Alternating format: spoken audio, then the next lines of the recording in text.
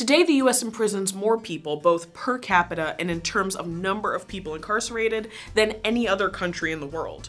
Of approximately 10 million people currently incarcerated worldwide, over 2 million of them are imprisoned in the US, with a rate of around 655 people imprisoned for every 100,000 residents. And this rise in the number of incarcerated Americans also aligns chronologically with another trend in the justice system: the rise of private prisons. Many people are wary of the practice of privatizing our penal system because of news stories over the years about corrupt dealings between lawyers, judges, and prison owners and managers who arrange to have people incarcerated in exchange for cash. But there's also a series of deeper moral and historical questions that stem out of this topic.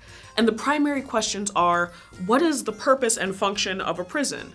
Are they designed to punish, to isolate those who break the law from the rest of the population, or are they actually places where justice, reconciliation, and reform can happen? If prisons are now the responsibility of the state and the private sector, then what responsibility do they have to the populations they house? And does privatizing them change those responsibilities?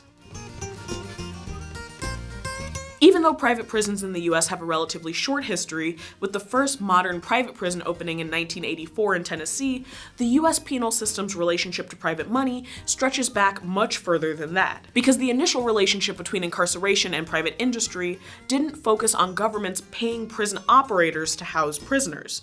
Rather, it focused on extracting free labor from incarcerated populations. Up until the 18th century in Western Europe and the US, most of the conversations about the role and function of prisons centered heavily on punishment. Prisoners were to be isolated from the rest of the population for their crimes and were expected to suffer acutely. Think dungeons, corporal punishment, and executions. The prisons themselves were more of a way station for the ultimate punishment. But extracting money from prisoners, either through fines or labor, was also a common practice beginning in the medieval period in Western Europe, then later in the US. This usually came in the form of debtors' prisons, where people unable to pay their bills were held until they could come up with the money or work off their literal debts to society with unpaid labor. Debtors could, in theory, leave the prisons once the debts had been repaid in full, but debtors' prisons were slowly abolished until they were closed entirely in the US and Europe in the mid-19th century because they disproportionately targeted the poor. Meanwhile, the 19th century also saw the emergence of a few key changes in the philosophy and functions of prisons. First, many prisons became places of long-term captivity, in effect becoming the primary home of punished populations and not just holding zones until other, harsher punishments could be netted out. The second major shift in the discussion of prison cultures in the 19th century also came in the form of prison reform. Reform took two major strands: living conditions and ideologies. Prison reformers like Dorothea Dix lobbied to improve the living conditions of long-term prisoners, many of whom were mentally ill and abused by the guards tasked with their care. At the same time, other reformers focused on the mission and purpose of incarceration, claiming that prisons had a moral responsibility to rehabilitate incarcerated people and reintegrate them into society. Even after the US outlawed debtors' prisons as inhumane in 1833, the relationship between state power, criminal punishment, and money continued throughout the 19th century. One of the primary vehicles for this was the convict leasing system. In her book, Professor Mary Ellen Curtin details the rise of the convict leasing system after the Civil War. The US southern states found themselves in financial ruin. There was infrastructural damage caused by the battles, and their economy had been anchored by the practices of legal slavery. After legal abolition, they looked to other ways to recover financially from the ravages of war, while also severely limiting the legal rights and protections of newly emancipated Black citizens. As a result, they expanded the convict leasing system. Under convict leasing, private businesses could lease a prisoner from the state.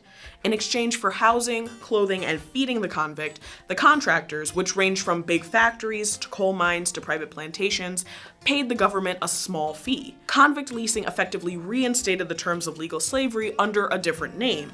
In order to increase their revenue, states began arresting African Americans at increased rates for crimes that were vaguely defined, such as vagrancy or thefts. And even though some of these crimes were a result of overwhelming poverty and lack of opportunity in the region, many of them were charges that were designed to target poor Black communities and poor white communities, although in smaller numbers overall. As a result, prisons in Alabama that were primarily housing white prisoners before the war became overwhelmingly filled with poor Black prisoners by the 1870s. As convict leasing became a source of cheap labor for business owners and a steady stream of revenue for southern states determined to rebuild, the system expanded. Although it was primarily used in southern states, northern states weren't entirely opposed to the system since it was financially profitable, even though it effectively reinstated legal slavery. For prisoners, time spent under the dominion of contractors could be excessively brutal, with sentences often unofficially extended far past when their terms of service were supposed to be over. Under the guise of building a new South from the ashes of conflict, convict leasing really desired to return to the same South grounded in the premise of class and racial inequality, with a large unpaid workforce underpinning the social structure. As convict leasing became less common in the early 20th century before ending altogether, it did give way to other forms of profiting off of the labor of convicts, like the chain gangs famously depicted in films and literature. Professor Angela Davis in her book details the connections between early precedents like convict leasing and the rise of what prison abolitionists have termed the prison industrial complex of the 20th and 21st centuries. The prison industrial complex is a term to describe the relationship between private industries and incarceration. Davis points out that at the beginning of her career as a prison rights advocate and prison abolitionist in the late 1960s, there were close to 200,000 Americans in prison. By the early 2000s, that number had skyrocketed to 2 million. In part, it was associated with a domino effect of policy decisions in the latter half of the 20th century that disproportionately targeted vulnerable populations. So our social behaviors and shifts in the law created a context in which more people were considered criminals or subject to being held prisoner. Just like with convict leasing after the Civil War, the government turned to private contractors and business owners to find a place to house a new influx of created criminals. Beginning in the 1980s, the government looked to private prisons as a potential relief, in addition to building many new publicly run prisons. These policy changes effectively swelled the number of people considered criminals and saw a huge increase in the number of residents placed in prison. Individual states from the 1960s through the end of the century began to increase the number of facilities they built, and starting in the 1980s, the prison population swelled as a result of Reagan-era war on drug policies that targeted non-violent drug offenders with hefty jail sentences in order to tackle the rising specter of drug addiction in this country. These same policies were continued through subsequent Republican and Democratic administrations in the 1990s. As a result, many poor people and people of color began to fill prisons at an increased rate, since those populations were also more likely to be surveilled for non-violent drug offenses. Additionally, there was a move towards deinstitutionalizing psychiatric patients that took place beginning in the 1950s and 1960s. Many long-term care facilities for people with ongoing mental health issues up until that point operated largely in the same way as prisons. Facilities were overcrowded, patients were detained without consent or the ability to leave, and in some cases suffered abuse at the hands of their caregivers. But as state-funded psychiatric facilities closed, the number of people in need of long-term care essentially shifted into the prison system. This was in part because many of these newly released patients became homeless and could be picked up for things like squatting or committing petty crimes in order to survive.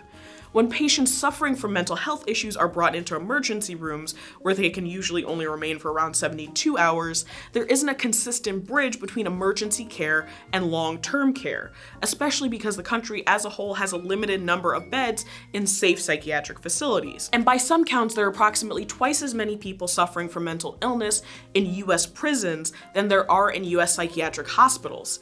Even though many medical experts agree there is no positive correlation between mental health and committing violent crimes. So private prisons were looked to as a way of cutting the cost of increased incarceration that occurred as a result of major policy shifts. But it's unclear if private prisons actually serve their intended purpose, to save the government money.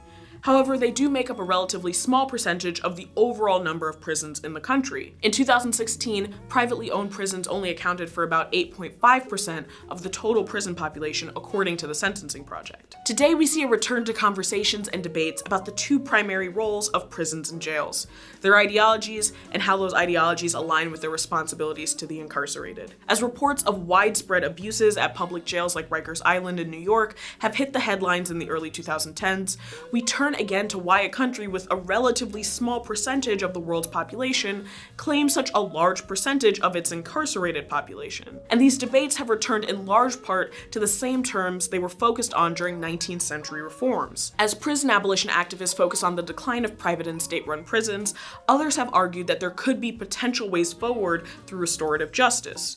Restorative justice advocates are looking to practices that center the well-being of both the victim and the accused by seeing if there are ways forward besides incarceration and social isolation. At the heart of it lies the question, what does it mean to forgive someone for a crime they committed after they have paid what we refer to as the metaphorical debt to society?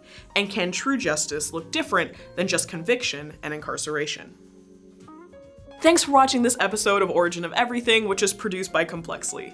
We produce over a dozen channels, including Nature League, where host Britt Garner explores life on Earth and questions what we think we know about the natural world. For a taste of what you can expect, we've linked to their best of playlist in the description below.